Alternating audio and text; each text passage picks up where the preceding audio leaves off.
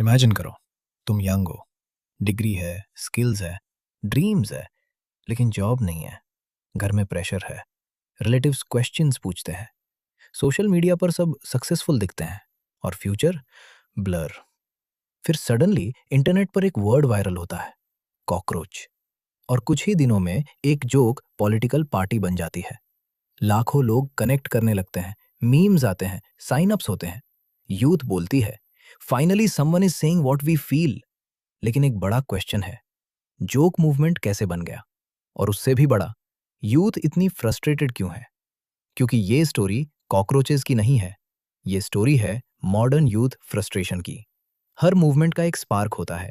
CJP का spark एक court hearing के बाद पब्लिक आउटरेज और इंटरनेट इंटरप्रिटेशन से आया। एक सुप्रीम कोर्ट हियरिंग के रिमार्क्स के ऑनलाइन बहुत लोगों ने अनएम्प्लॉयड यूथ इंसल्ट के फॉर्म में इंटरप्रेट किया। लेटर क्लैरिफिकेशन भी आई, लेकिन इंटरनेट पर डैमेज या मोमेंटम क्लैरिफिकेशन का वेट नहीं करता। एक वर्ड इनफ होता है, एक सिंबल इनफ होता है, और कभी-कभी एक इमोशनल ट्रिगर इनफ होता है।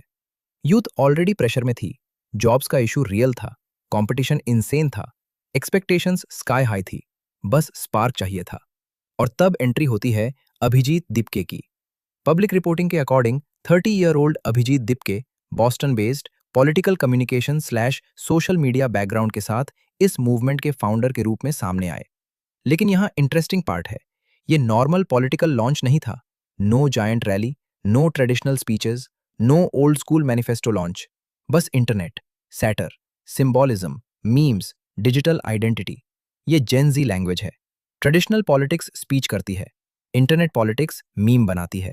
सबसे पावरफुल पार्ट, नेम, कॉकरोच। सोचो, किसी ने लायन चूज नहीं किया, ईगल नहीं, टाइगर नहीं, कॉकरोच। क्यों?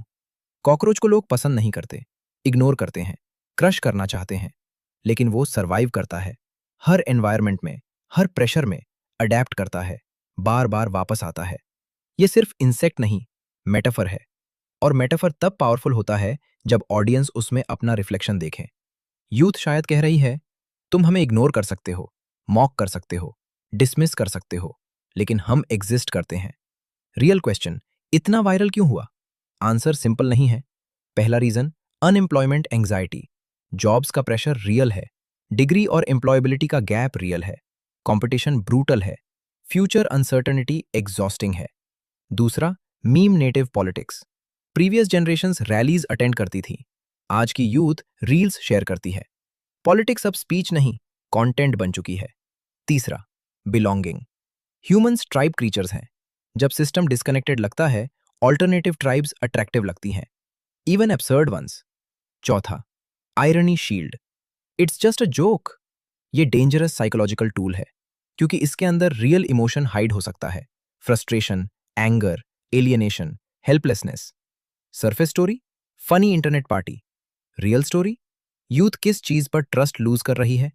Career promises, stability, traditional representation, institutional language, political seriousness. जब लोग सिस्टम से इमोशनली डिस्कनेक्ट करते हैं, सैटरी ग्रो करता है। जब फॉर्मल लैंग्वेज फेल करती है, मीम्स ग्रो करते हैं। जब फ्रस्ट्रेशन एक्यूमुलेट होती है, सिंबल्स एक्सप्लोड करते हैं। ये सिर्फ सीजेपी की स्टोरी नहीं, ये एक जनरेशन का इमोशनल एक्सरे है।